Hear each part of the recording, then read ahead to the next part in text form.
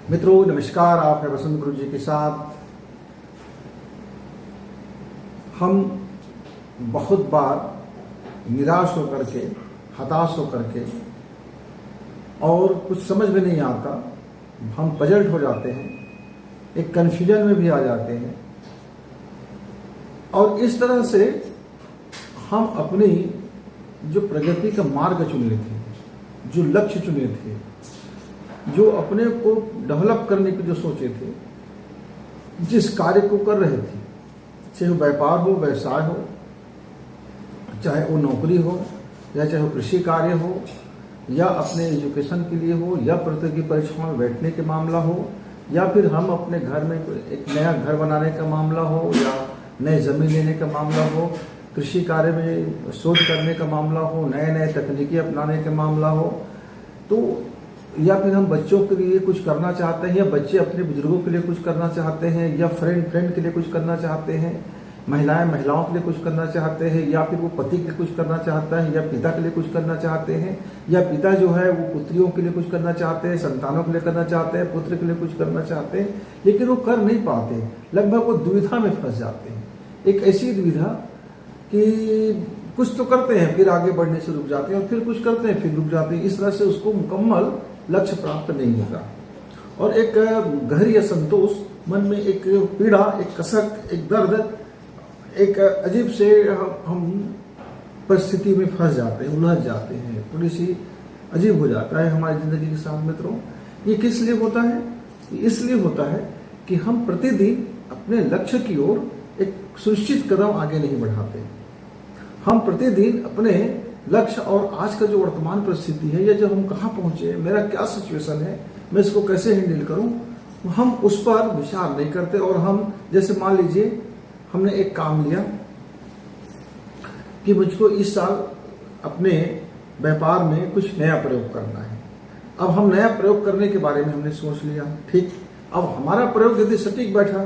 तब तो वाह वाह, लेकिन प्रयोग मान लीजिए किसी कारण से उतना सटीक नहीं बैठा जितना हमने सोचा था, तो लाभ की जगह में हानि भी नहीं हुआ, लेकिन लाभ भी नहीं हुआ। हो सकता है कि हम हानि के करीब करीब पहुंच जाएं। अब हम झुझला जाएंगे। हमने उसके पीछे हम आकलन मूल्यांकन नहीं करते चूंकि, या हम ऐसा भी हो जाता है कई बार, मुझको मेरे पास 12 घंटा का समय है और मुझको कुछ 12 घंटा में 100 किलोमीटर चलना है। अब मैं क्या करूंगा, मैं एक रास्ते पे खड़ा हूँ, एक आपका नेशनल हाईवे है, एक्सप्रेस वे है, मैं खड़ा हूँ और मैं जल्दी पहुंच जाने के चक्कर में, लिफ्ट लेने के फिराक में मैं हर किसी को दिखा रहा हूँ, भैया रुक दीजिए, भैया रुक दीजिए, मुझे मदद चाहिए, मेरे हेल्प कर दीजिए, मुझे वहां तक जाना है। अब लोग अपने अपने मंजिल को दौड़ रहे हैं, अपने अपने लेन में दौड़ रहे हैं। भाई एक व्यक्ति अपने लक्ष्य को प्राप्त करने के लिए अपने 120 स्पीड में चल रहा है, उसके बाजू वाला 100 की स्पीड में चल रहा है, उसके बाजू वाला 80 की स्पीड में चल रहा है, और उसके बाजू वाला अपने भी 60-40 की स्पीड में चल रहा है। किसी को यह फुर्सत नहीं है कि वो किसी को मदद करने के लिए रुक जाए, लिफ्ट लेने के लिए उसको अपने जगह दे, या कुछ वक्त यदि 1 मिनट भी उनका जाया हो जाता है तो उस 1 मिनट में रफ्तार में काफी बदलाव आ जाता है। क्योंकि रोकना, फिर पूरे स्टॉप होना, फिर अगला व्यक्ति की मदद के लिए पूछना, और फिर अपनी गाड़ी को आगे बढ़ाना, इसमें उनका काफी वक्त लग जाता है। उसका जो एवरेज में स्पीड है वो खत्म हो जाता है। तो आज के समय में, आज के युग में मित्रों, कोई भी बंदा ये नहीं चाहता कि उनका जो डेवलप है, उनका जो विकास है, उनका जो प्रोग्रेस है, उनका जो प्रमोशन है, उनका जो पैसे की आवक है, या उनके साथ जितने भी सक्सेसफुल है, उसमें वो किसी बाजू वाले को, किसी भी अपने लोगों को भी हो, या किसी अनजान व्यक्ति को, वो किसी के लिए रुकना नहीं चाहता, थमना नहीं चाहता। और ऐसे परिस्थिति में आप सिर्फ एक मुंह देखते रहते हैं, help me help me help me, कोई बंदा फिर आपकी मदद नहीं करता। लेकिन वही यदि मैं ये सोच लूं कि 100 किलोमीटर मुझे दिन भर में चलना है, 12 घंटा का समय है मेरे पास, 10 किलोमीटर प्रति एवरेज की गति से यदि मैं चलता हूं, तो हो सकता है कि मैं धीरे धीरे पहुंच जाऊं। मैं पहुंचूंगा नहीं पहुंचूंगा बात की बात है, लेकिन मैं 1 किलोमीटर चलने के बाद मैं अपनी घड़ी देखूंगा कि मैंने कितने मिनट में कितना पार किया, और इस तरह से मैं अपने लक्ष्य की ओर बढ़ने लगा। और मैं इस बात का बिल्कुल भी चिंता नहीं किया कि मेरे आजू बाजू में कितने लोग स्पीड में चल रहे हैं, क्या मुझको कोई हेल्प मिल सकता है, कोई मुझको अपनी गाड़ी में बैठा सकता है, मुझको अपनी गति में ले जा सकता है। मैं इस बात की सोचे बगैर, चिंता किए बगैर, बिना किसी के हेल्प मांगे, मेरी जो औकात है, मेरी जो शरीर की जो क्षमता है, मेरी जो दिमाग की क्षमता है, मेरी जो चलने के अभ्यास है, मेरे जो हाथ पैर है, मेरे अंदर में जो स्टेमिना है, जो मेरे अंदर में पावर है, मेरे अंदर में जो आत्मविश्वास है, मेरे अंदर में जो थक करके भी, चूर होकर के भी चलने का जो शक्ति है, यानी मेरे अंदर में कितनी जीवटता है, कितनी जीवटता हूं मैं, कितनी जिज्ञासा है मेरे अंदर, कितनी प्राण शक्ति है, कितनी मैं कठिनाई को झेल सकने की क्षमता है मेरे अंदर में, कितनी मैं तकलीफ को वहन कर सकता हूँ, पसीने से चूर चूर होकर के भी मैं क्या चल सकता हूँ। वो जो मेरी क्षमता है, जो मेरी पात्रता है, यदि मैं उसको बढ़ाता चला जाऊं और मैं चलते चला जाऊं, हो सकता है कि मैं 12 घंटे में 100 किलोमीटर न चल पाऊं, लेकिन एक खासा दूरी तो मैं तय कर लूंगा। हो सकता है कि जब मैं 50 किलोमीटर पहुंच जाऊं, चलते चलते कोई बंदा का निगाह पड़ जाए और मेरे परिश्रम को वो उस मूल्य समझ जाए कि अरे ये तो इतना यहाँ मैं देखा तो ये चली रहा है, चले हुए थी, चलते रहो, ये चले लगातार अपनी मंजिल को बढ़ रहा है और अंधेरा होने को है। हो सकता है कि कोई मददगार आपके सच्चे परिश्रम को देख करके, आपके सच्चे लगन को देख करके, आपके आत्मविश्वास को देख करके, आपकी मेहनत को देख करके, आपकी सच्चाई को देख करके, आपकी नेक नियति को देख करके, आपकी अथक प्रयास को देख करके कोई बंदा आपका मदद के लिए हाथ उठाए, बोले कि चलिए हम दोनों एक ही मार्ग में चल रहे हैं, मंजिल एक ही है, मेरे पास क्षमता है, एक और आदमी आपका प्रगति कर लूं, आपका हेल्प कर दे, आपका पहुंचाओ। मान लीजिए भाई नहीं भी पहुंचा तो कोई बात नहीं, आपने एक खासा अच्छा मुकाम तो हासिल कर लिया। मित्रों, इसलिए हमेशा आप अपने लक्ष्य की ओर प्रतिदिन कदम बढ़ाइए। हर किसी दिन आप रुकिए मत, आप खरगोश की तरह मत रुकिए,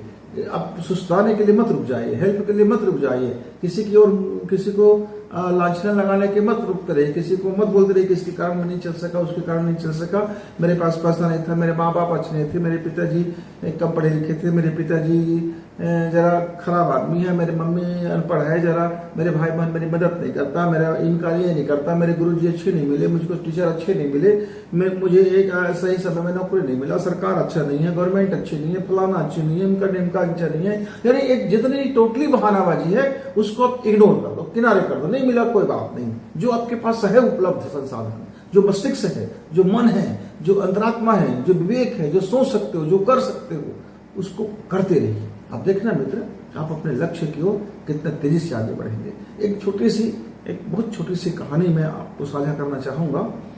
मेरे एक गांव के आदमी थे, वो मित्र तो थे नहीं, लेकिन उस गांव में था, मैं उनको पहचानता था, जानता था, वो भी मुझे बड़े अच्छे से जानते थे। उसके घर में एक धान का फसल अच्छा नहीं हुआ तो गरीबी आ गया। उसने सोचा कि अब मेरी शादी हो गया है, मेरे बाल बच्चे तो भी है नहीं, तो मैं एक काम करता हूँ, मैं और मेरी पत्नी दोनों हम चले जाते हैं शहर में और कुछ धन इकट्ठा कर लेते हैं और कर लेंगे, तो उसमें कुछ तो कर लेंगे। वो निकल गया शहर में, बड़े दुर्दिन में गुजारे, बड़ा परेशानी में गुजारे, लेकिन उन्होंने जो उनको हुनर था उसने काम करना शुरू कर दिया और नए हुनर सीखने लगे, रोज काम करने लगे, पति पत्नी काम करने लगे और उसका दो पैसा बचने लगा। और पहले वर्ष उन्होंने अपने घर की जितनी कर्ज था छूट गया और उन घर में सुख सुविधा के लिए पैसे भी दे दिया, घर को अच्छा भी कर लिया, सबके लिए एक खाने पीने रहने इत्यादि पूरे परिवार के लिए एक अच्छा इंतजाम कर लिया। अगले बरस उन्होंने फिर रुके रहा और उसने कहा कि अगले बरस उन्होंने एक जमीन ले ली, 1 एकड़ खरीद ली जमीन और पैसे अपने रिश्तेदारों से कह लिया कि भैया मैं ब्याज तो नहीं दूंगा, पर मूलधन मैं हर महीना आपको इतना राशि भेजता रहूंगा। और वो कमाते रहे और वो अपना धीरे धीरे करते रहे। मित्रों, 1 एकड़ का जमीन उनके पास था और उन्होंने 5 साल में 7 से 8 एकड़ का जमीन अपनी बना ली। फिर उन्होंने दिल्ली से वापस आ गए और जम्मू कश्मीर से वापस आ गए। आने के बाद उन्होंने अपने 7-8 एकड़ की जमीन पर एक बोरवेल करा लिया, ट्यूबवेल करा लिया। संयोग से पानी अच्छा निकल गया, तार कांटे से उसने खेत को बांध लिया और अपने 2-3 फसल लेने लगे। आज उनके पास सुविधाएं की कमी नहीं है, आज उनके पास लगातार वो आज भी मेहनत करता है, लगातार रोज मेहनत करते हैं, अपना वो अच्छा वर्क करके अब अपने आप को बहुत शानदार प्रगति में ले जाया। मित्रों, कोई जरूरी नहीं है कि आप नौकरी पेशा हो, आप डॉक्टर हो, इंजीनियर हो, आपके पास बड़ी बुद्धि है, बहुत बड़े व्यापारी हैं, बहुत बड़े व्यवसाय करना चाहते हैं, जो आपके पास है उसका यदि आप इस्तेमाल करते हैं और नियमित इस्तेमाल करते हैं, एक लक्ष्य की ओर इस्तेमाल करते हैं, तो फिर आपका लक्ष्य आपको मिलेगा और एक शानदार और बेहतरीन करते हुए जिंदगी में चलोगे मित्र। इसलिए कभी कभी बैठिए मत, रोइए मत, खींचिए मत, उलझिए मत, आप उलझन में मत फंसे रहिए। आप अपनी उलझन मिटाइए, विवेक का सहारा लीजिए, सोचिए और आगे बढ़िए, आगे बढ़िए, आगे बढ़िए, आगे बढ़िए, आगे बढ़िए, चलते रहिए। दायां पैर पीछे हुआ,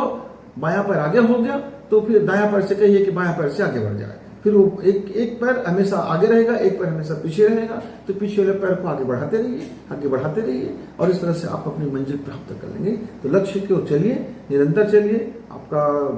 हर दिन यदि आप चलते हैं, तो एक कदम आगे बढ़ाते हैं, तो फिर आप देखेंगे, वो चाहे छोटा व्यापारी हो, छोटा किसान हो, छोटा मजदूर हो, या छोटे कर्मचारी हो, यदि वो एक मेरे मित्र थे, एक दूसरा मित्र की छोटी सी कहानी और बताऊंगा।